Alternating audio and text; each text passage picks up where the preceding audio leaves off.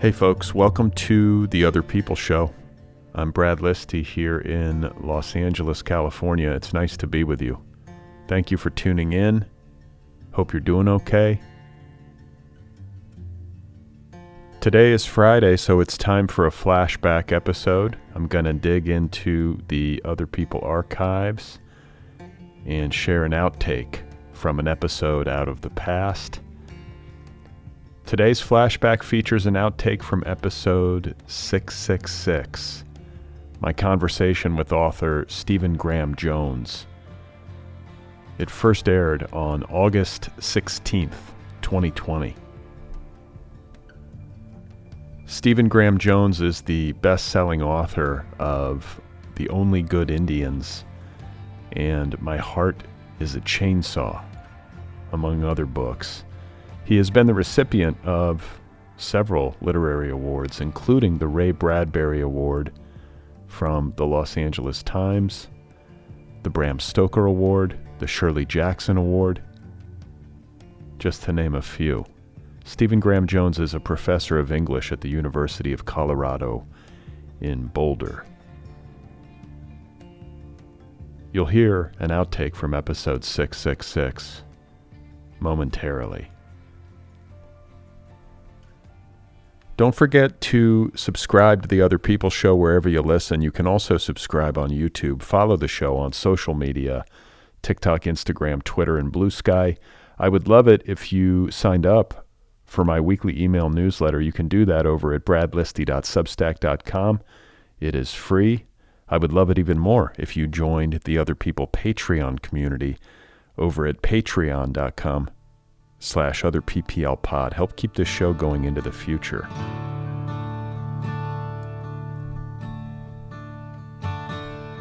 So today's flashback once again comes from episode 666. It first aired on August 16th, 2020, a reminder that the full conversation with Stephen Graham Jones is available in the feed. So if you like what you hear in this flashback and you want to go in for the full hour, just look for episode 666. It is there, as are all episodes of this show. All right? I think that's it. Here I am back in 2020 talking with Stephen Graham Jones.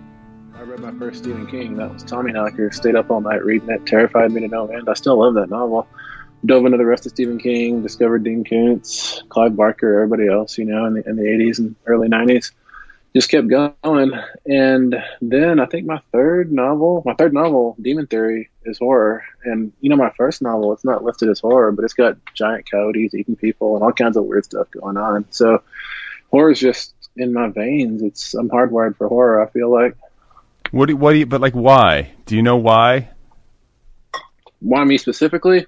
I ascribe it to when I was in 8th grade. We were living outside Austin, Texas, a little place called Wimberley. And I got to run in with a group of other 8th graders who had a friend at the video store. And every Friday afternoon after school, that we would go in to the video store and come away with a stack of 6 or 8, Jason, Freddie, Michael. And we'd go to my other friend's garage, which was out in the woods, separate from his house. And there was a TV in there and a little couch and a VCR. And we just watched slasher after slasher. And come about 2 a.m, my friend's dad would get drunk enough to put on his Freddy glove and come scratch his plastic claws down the outside of that metal garage door. And that would just terrify us to no end. We'd die. We would just pile out the side of that garage, that side door, and run through the blackness of the night. And if we made it to the creek and jumped in, we were safe. I don't know why that was a rule, but that was the rule. And that feeling of running through the blackness with tears going back from my eyes, terrified and also smiling at the same time, I feel like that is what I'm always looking for when I read and when I write horror. And that's kind of what, just that thrill, that being so alive, is what I like about horror. Oh, that's interesting. It's interesting to think of it that way. I mean, I feel like when we go to read something, we're trying to feel something, or hoping to at least. And if somebody if somebody can scare the shit out of you, that's a that's a feeling. It is. Horror can change your behavior. It can make you turn off the lights in your house in a different sequence at 11 o'clock at night. It can make you edge along the wall to get to your bed instead of just walking brazenly across the middle of the bedroom floor. And that, I love that horror puts you on a string like that. It turns you into a puppet of not necessarily the writer, but a puppet of your own terror, your own dread. I think that's beautiful. Yeah, I mean, this is, I guess this is like the common question for writers of horror, is their relationship to fear, and whether writing horror diminishes fear, and the role that it plays in their day-to-day lives. Like, do you have a healthier relationship with it as a result of writing in this way? Or do you feel like you have maybe like a heightened sense of terror, and this is your way of exercising it? I think it's the second one. I always have the idea that if I can trap this nightmare that I had 3 nights ago, or for 6 nights in a row, or however it is, if I can trap it on the page in a way that I can pass it on to someone else, like the videotape in The Ring, that I'll no longer be burdened with it. I'll no longer be infected with it. But really all that ever happens is it gives my terrors and my nightmares like higher delineation. It gives them more resolution. And so I'm more scared. I know a lot of horror writers and horror filmmakers as well, because they know the mechanics of a scare, they have a harder time themselves being scared. That's not the case for me. I do understand the mechanics of a scare. It's just the mechanics of a joke, basically. But I get terrified when I'm writing horror. People always say that, how do you write so fast, or why do you write so fast? And the reason I write so fast is because I'm terrified, because to me, writing a novel or a story is being in a dark, terrifying tunnel, and I'm just racing as fast as I can to get to that light at the other end, because I am terrified. And so how fast do you write? Oh, I used to do the 3-day novel contest. So, I mean, I could probably still do a novel in 3 days if I had to. These days, give me about 4 to 6 weeks and I can kick out a novel pretty well. And it's publishable? Yeah. Well, I mean, I think it's publishable. My editor sometimes thinks it needs a lot more work, and I put the more work into it, of course. But yeah, I can get the first draft down in 4 to 6 weeks. And I'm a big believer in, you write your first draft with your heart, and then you come back and revise with your brain. So you've got to do whatever you can in that first draft to shut down your critical faculties, so you can accidentally do something good. If you think too much, you're always going to be second guessing yourself. You're always going to be trying to position this text in relation to an audience or history or the ages or the critics or any of that. And you can't be worried about that. You just got to rush through without any thought, with a lot of heart and hopefully a lot of blood. So how does it look? Are you writing on a word count basis, or do you just sit down at a certain time and work for that period? Or like, what is the actual process look like? It's usually not a word count. I do tend to keep a word count up on my screen, I use Pages, but I don't try to ring like a 1,200 word bell or a 5,000 word bell or anything like that. And I don't do Pages either.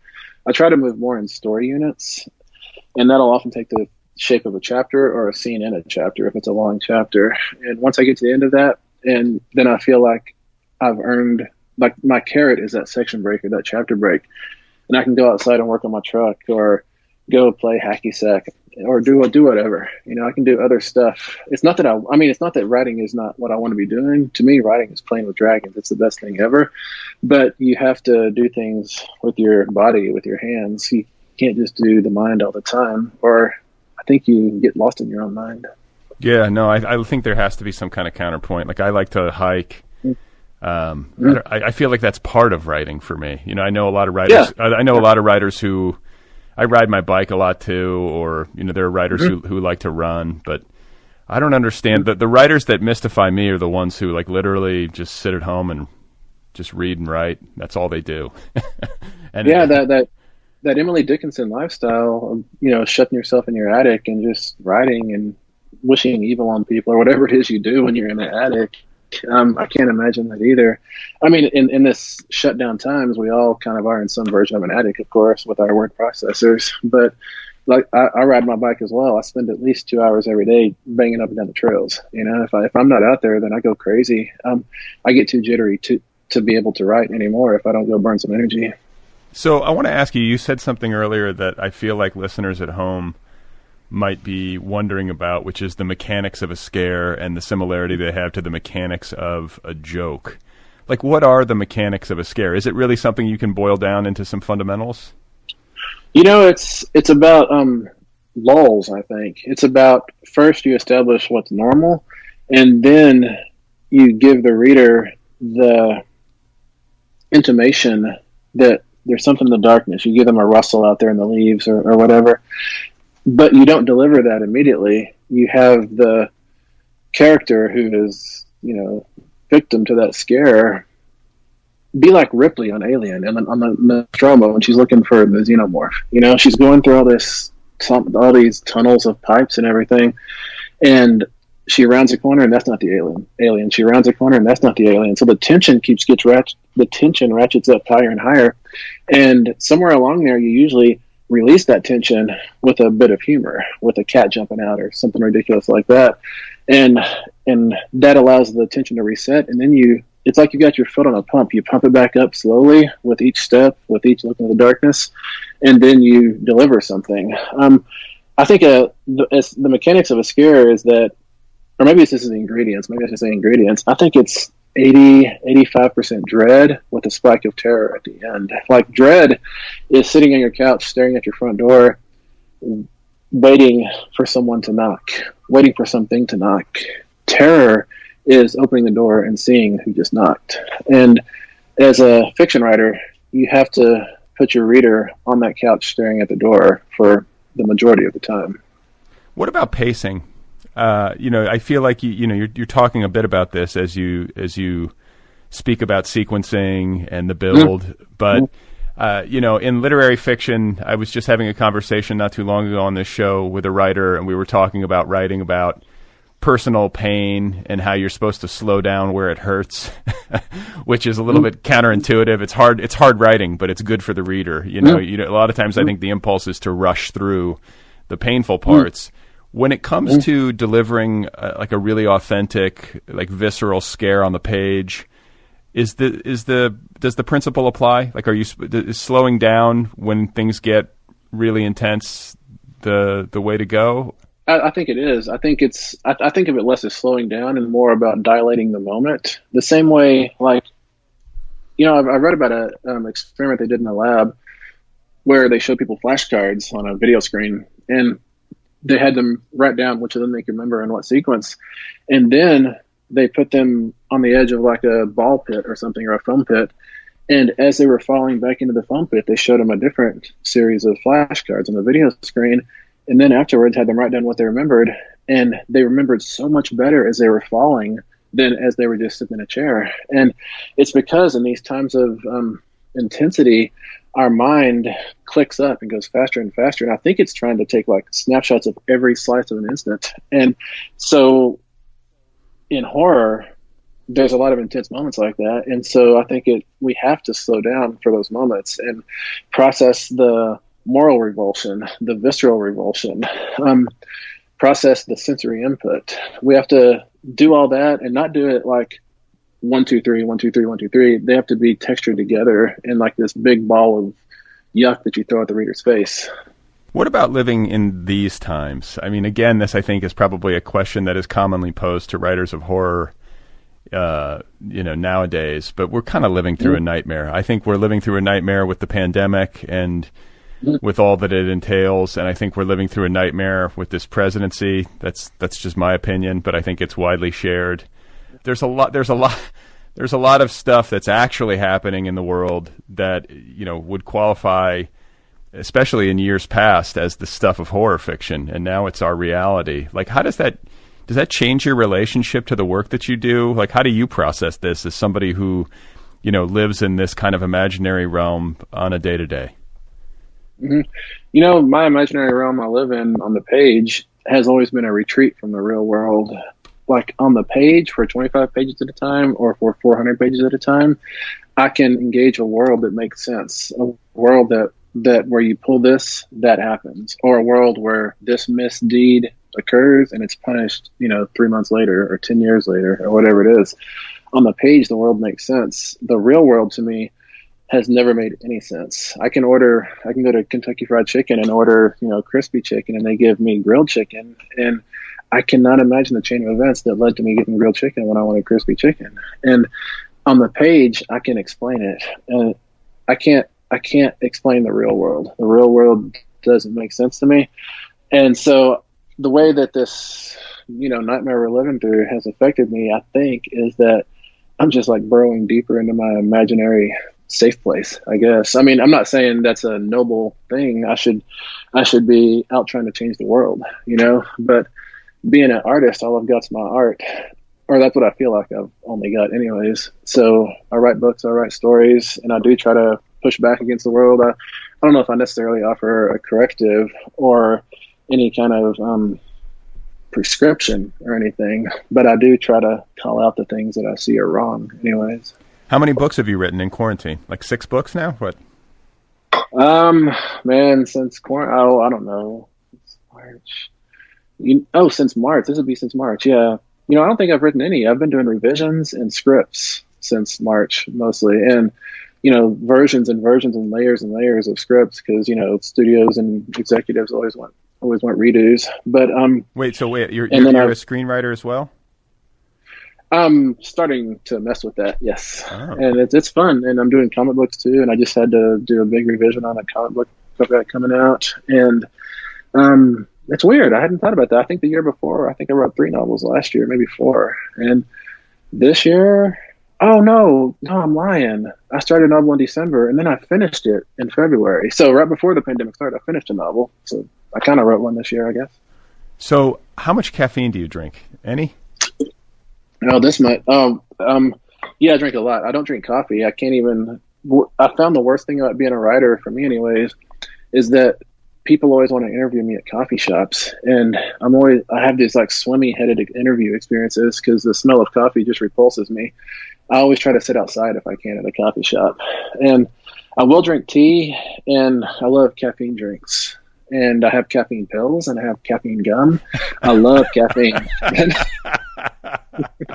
Well, I'm just like, okay, this is making me feel better. For somebody who's writing 3 and 4 books in a year, I'm like, there's got to be some kind of amphetamine happening. Yeah.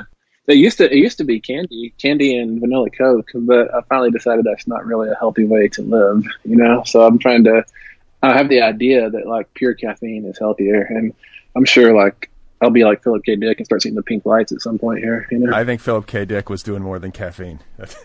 Yeah, I think so. So what's an example? I mean, you've touched on some authors already in conversation that inspired you, but what is an example in your view of the perfect horror novel, or one that comes close?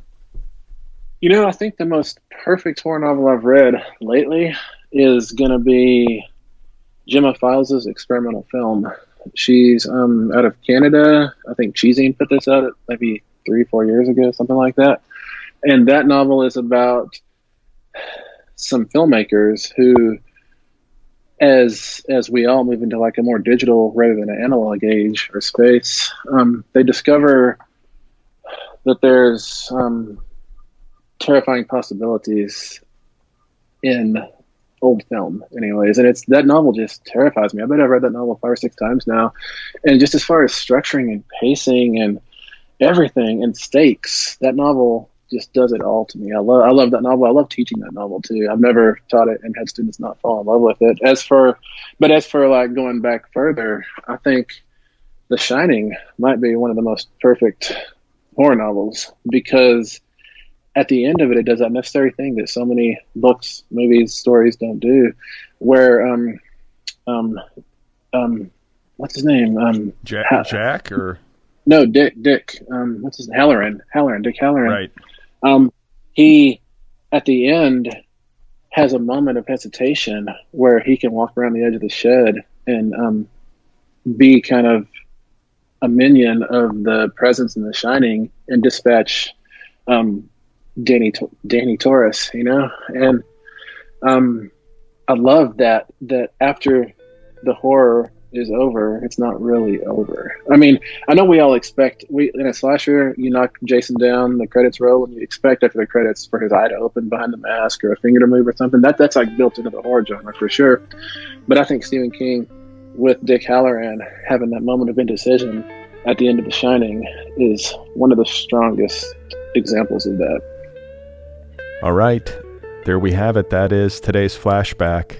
an outtake from episode 666, my conversation with author Stephen Graham Jones. Episode 666 first aired on August 16th, 2020. A reminder that if you enjoyed this flashback episode and you would like to hear the full conversation with Stephen Graham Jones, just look for episode 666. It is in the feed, available wherever you get your podcasts. If you want to learn more about Stephen Graham Jones, you can track him down on the internet. His website is demontheory.net. He is also on Twitter and I believe Instagram. Don't forget to subscribe to this podcast wherever you listen. You can also subscribe on YouTube. Follow the show on social media, TikTok, Instagram, Twitter, and Blue Sky. If you want to sign up for my weekly email newsletter, you can do so at bradlisti.substack.com. It is free, and I would love it if you would join the Otherppl Patreon community over at patreon.com/otherpplpod. Help keep this show going into the future. If you have a couple of minutes and you want to do me a quick favor, please give this show a rating and write a little review wherever you listen. It helps the show find new listeners. If you want to sign up for the Otherppl Book Club or get some Otherppl apparel, a t-shirt or a sweatshirt, you can do that at the show's official website, otherppl.com. Finally, I have a book out. My latest book is a novel. It is called Be Brief and Tell Them Everything. Available now in trade paperback, ebook, and audiobook editions. I narrate the audiobook, so if you want to read my book, you can do that. It's called Be Brief and Tell Them Everything. So coming up on Sunday, I will be in conversation with Rowan Baird. Her debut novel is called The Divorcees. It is available from Flatiron Books. Had a great talk with Rowan Baird about divorce ranches. That's where her novel is set in the mid-20th century. Fascinating. And I'm excited to share that one with you in just a couple of days. So stay tuned.